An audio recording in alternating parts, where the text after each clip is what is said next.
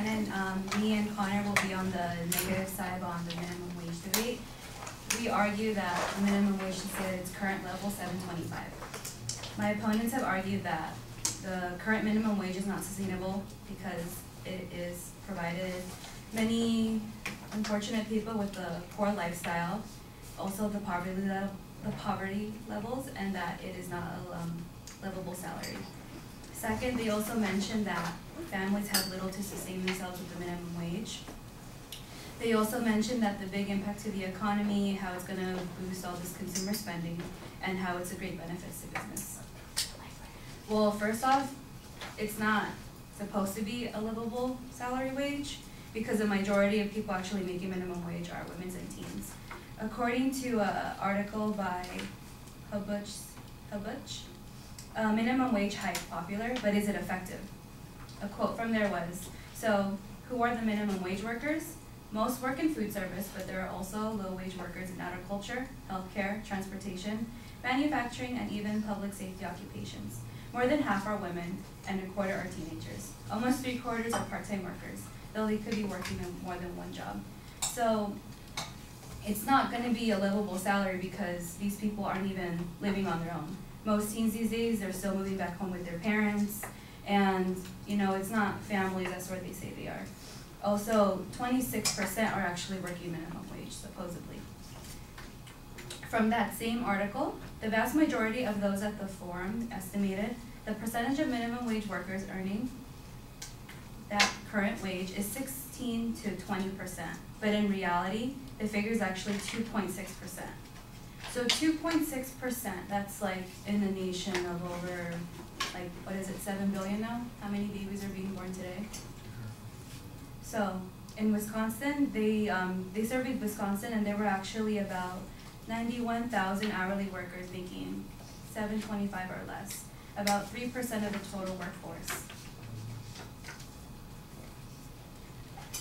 So they mentioned that families have little to sustain themselves with minimum wage, when in reality it's just women and teens actually working that.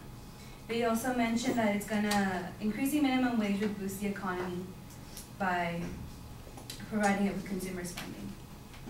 You cannot estimate that just because people have money, they're gonna spend it.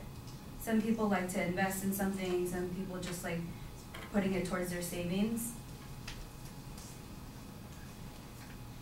And also they mentioned that minimum wage should increase because the value of an American dollar has gone down, when actually minimum wage has already lost its value. According to an article by Richard Berman, raising the minimum wage is a bad magic trick.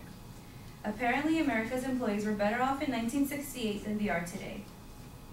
By their telling, the minimum wage has lost its value. It is fairly adjusted since the late 1960s. It would have been today set at $10.58. So we're actually addressing the problem too late. So instead of actually keeping current with inflation, now we all of a sudden want to turn it to like $10. When in reality, it was a lot better idea to do it then than it is now. They mentioned it has great benefits to businesses, when in actuality, who it hurts are going to be the small businesses. By an article written by Ellen Sertave, raising minimum wage hurts those who it claims to help. It says, the answer is obvious. Market sets wages. To stay in business and keep people employed, businesses have to be competitive. The cost of wages is reflected in the price of the product or the service to the consumer. When labor costs go up, employers have two choices. They can attempt to pass the price increase on consumers and perhaps lose their customers, or find a way to cut costs. So imagine these independent businesses who are just it's not supposed to be a moving up job, it's just supposed to be your starting job. So how are they suspected to keep in business when the minimum wage goes up to $10? And this can be like your regular mom and pop sign store or something like that. Higher wages doesn't solve anything because the goods and services increase. So we can already determine that when minimum wage increases, the goods and services are going to increase to meet that. So how is it going to benefit our business if consumers are earning more, but then the prices go up? You're not going to spend it. According to an article by Philip Turbon, high minimum wage hurts. When you increase the minimum wage for everyone, it affects everything. Everyone in the supply chain now has increased labor costs. So the cost of their goods or services has to increase in order to make the same money as it did before.